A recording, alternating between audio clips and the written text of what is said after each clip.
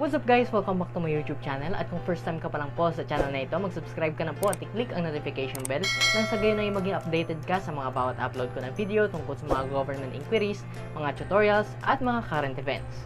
For today's video guys, ituturo ko sa inyo kung paano maglagay ng bank account sa my Google Adsense natin para po ito sa mga YouTubers. Since pawala na po si Western Union sa may payment option natin dun sa may Google AdSense, ang gagawin natin ngayon guys ay ituturo ko sa inyo kung paano maglagay naman ng bank account sa may Google AdSense natin. Kahit anong bank account yun guys, pwede naman. Pero nakadepende rin po sa mga options na available na bangko na affiliated ni Google AdSense. Kaya siguraduhin mo lang guys na tumutok sa video na ito hanggang dulo para malaman mo yung step-by-step process kung paano maglagay ng bank account sa ating Google AdSense.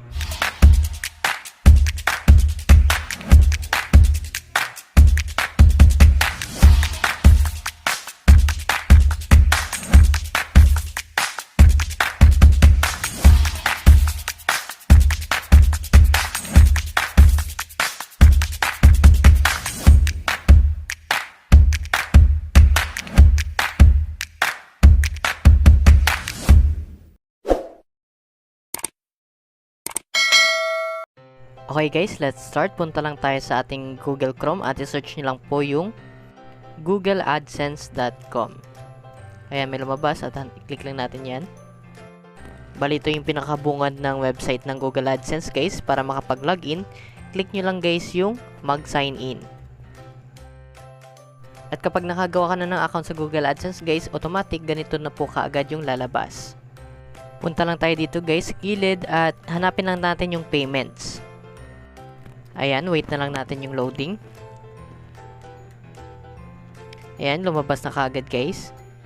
Sunod, click nyo lang guys yung manage payment method. Ngayon, ito yung gamit natin sa wire transfer to bank account. Dati Western Union at ngayon click natin yung add payment option.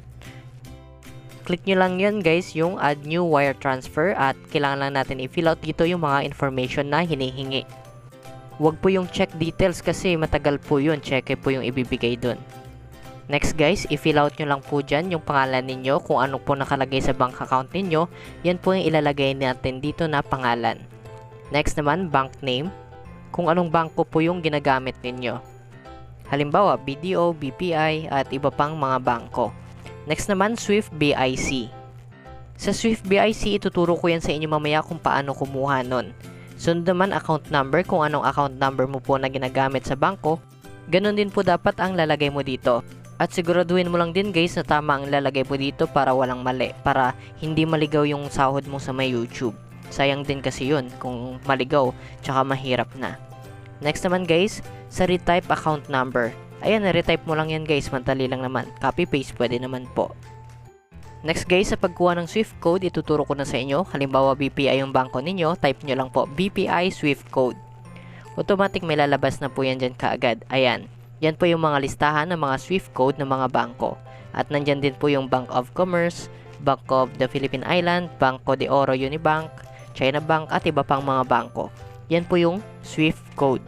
Copy nyo lang po yan at i-paste po doon sa hinihinging requirements ni Google AdSense.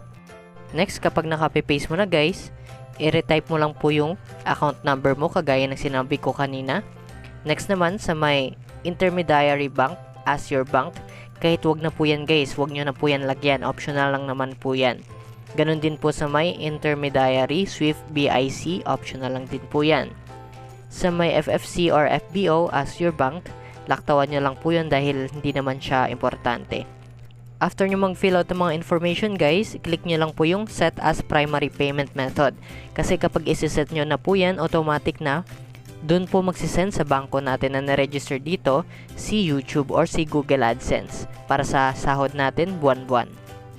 Kasi karamihan si Western Union yung gamit natin, di ba? Pero mawawala na yun guys. Kaya make sure guys na nakapag-enroll na kayo ng bank account ninyo dito. Anong mangyayari kapag hindi ka nakapaglagay ng bank account tapos nawala si Western Union? Ang mangyayari guys, mag-i-email sa'yo si Google AdSense at kailangan mo mag-fill out kung bangko nga ba or i-check mo yung sahod. Pero kapag check sobrang tagal guys, aabot ka ng 3 months. Katulad sa Google AdSense pin natin, ganun katagal. Kaya bangko mas okay. After maklik yung save guys, ganun lang po, automatic na magsisend na siya kaagad ng sahod tuwing 21st of the month sa ating Google Adsense. Ganun lang yun kadali guys, automatic meron ka ng payment method gamit yung bank account natin. So ayun lang guys, ganun lang po kadali kung paano maglagay ng ating bank account sa ating Google Adsense. Wait na lang natin guys na ma-receive natin yung sahod natin every month sa may YouTube. Bali nag-a-appear po yung sahod natin every 13 months sa ating Google AdSense at makaka-withdraw po tayo or papasok po sa bangko natin ang ating sahod every 21st of the month. Depende na rin yun guys sa bangko kung mabilis yung transaction sa pagpasok ng pera. Pero ang best option ang gawin nyo na lang guys ay BPI. Para sa akin guys, BPI madali lang pumasok yung sahod natin doon kasi kapag BDO, after 2 days ata or 3 days bago pumasok yung sahod natin sa YouTube. And ganun lamang kadali guys, at kung nagustuhan mo ang video na ito, mag-subscribe ka na po at i-click ang notification bell dahil marami pa po akong ituturo sa inyo ng mga tutorials at iba pang mga government inquiries sa YouTube channel na ito. Hanggang dito na lamang ang ating vlog tungkol sa kung paano mag-add ng ating bank account sa ating Google AdSense. Maraming salamat po sa inyong panonood.